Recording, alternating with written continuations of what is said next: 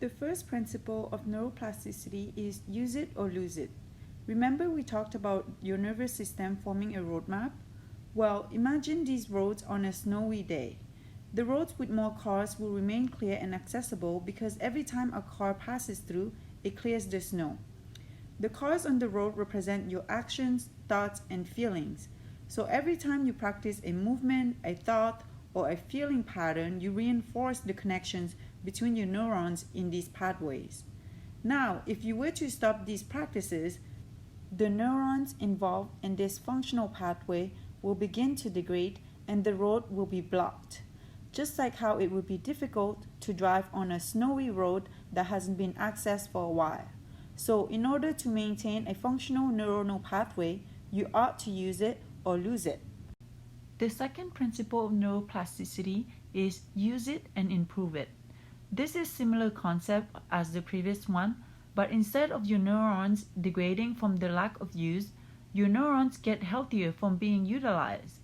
Imagine a small road that suddenly has a lot of traffic.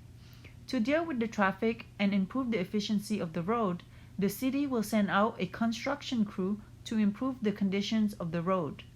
Your body responds in the same manner to increase demand on your nervous system.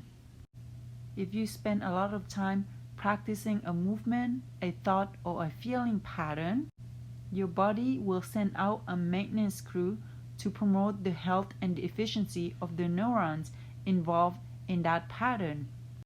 So the more you utilize a function of your brain and nervous system, the more efficient it will be. Hence, use it and improve it.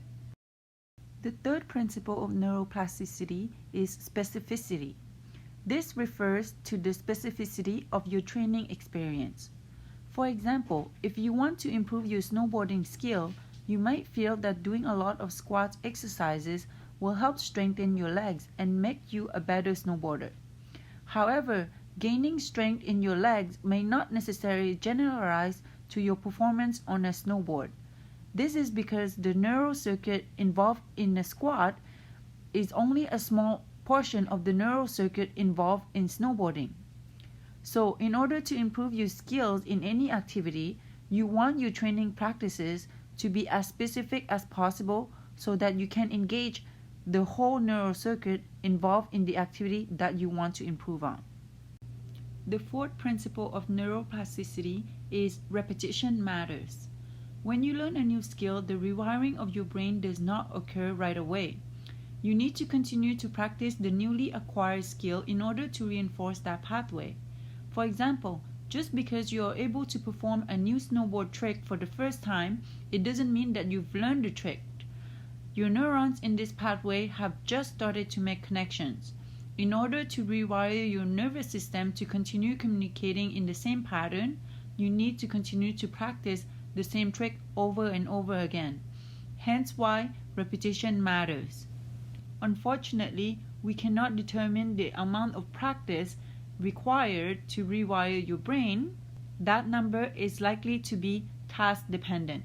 So if something is more complex to perform, you might require more practices versus something that is simpler to do. The fifth principle of neuroplasticity is intensity matters. In order for your nervous system to rewire, the task practice must be challenging but not too challenging. If it is too easy, your nervous system is not creating a new pathway, and if it is too hard, you won't succeed. It is important to succeed at a task that was challenging because your brain will release molecules that activate the reward center. The reward center plays an important role in your motivation and will likely make you want to practice the task again. So how challenging should the task be? When you practice a skill, try to rate the level of difficulty using a scale, 0 being not challenging at all and 10 being the most challenging task ever asked of you. Aim for a level of difficulty to be at 7. Research shows that this is the appropriate level of difficulty to promote neuroplasticity. The sixth principle of neuroplasticity is time matters. Time matters in two different scenarios. In the first case, it takes time for your neurons to make connection and get used to communicating with each other in a specific pattern. Because time is required for this process, neuronal changes occur even after practice sessions ended.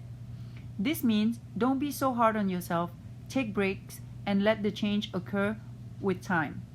Another way time matters is right after an injury. Following an injury, your nervous system wants to recover, and your body sends out a repair team to help with the recovery. So while you have all the resources to promote repair and plasticity, it is best to start your rehabilitation process as soon as possible following a brain injury. The seventh principle of neuroplasticity is salience matters. This applies to the skill that you are practicing. The practice skill should be important to you in your everyday life. For example, how important it is for you to be able to perform a squat with perfect form? Sure, this might be important if you want to impress a physiotherapist. However, if you knew that practicing proper squat form will help you get up and down from a chair easier, picking up heavy objects without straining your back, or absorbing a snowboard jump without pain or injury, you will be more motivated to practice proper squat form. So, to promote rewiring of your nervous system, try to make your goals more functional and salient to you. The eighth principle of neuroplasticity is age matters. When you are young, the connections between your neurons are just starting to form. You have a lot of potential to build a new neuronal pathway for any skills. As you grow and start to build habits, the connections between your neurons become stronger. Therefore, you have to build new connections and erase old ones in order to rewire your brain as an adult. So you know the saying, you can't teach an old dog a new trick? Well, it's not completely true. It is not that you can't teach an old dog a new trick, but it might just take you more time and more practice, and your end result might not just be as proficient as if you were to learn a skill early on in life. So start to practice a skill early, but if your age is not in your favor, you can still apply the other 9 principles of neuroplasticity to help rewire your nervous system. The 9th principle of neuroplasticity is transference. Transference refers to the ability of your nervous system to transfer a practice skill into another untrained skill. Transference can happen if the neural circuit that you train in one skill is also involved, or it is in proximity with the neural circuit of another untrained skill.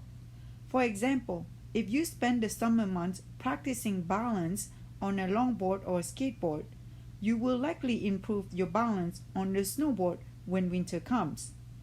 Since both skills require you to balance on a moving surface, chances are similar neural circuit will be activated.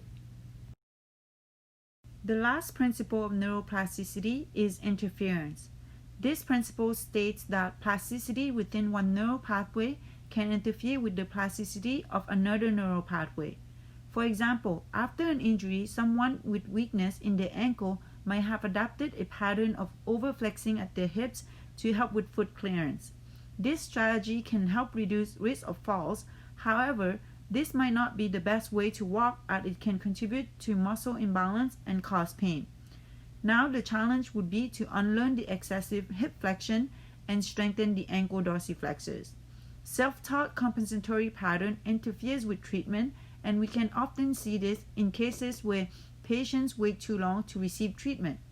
Interference also occurs in a healthy person who is learning a new skill. It is important to keep in mind that it is better to learn the correct technique right from the start, even if it requires more time and effort.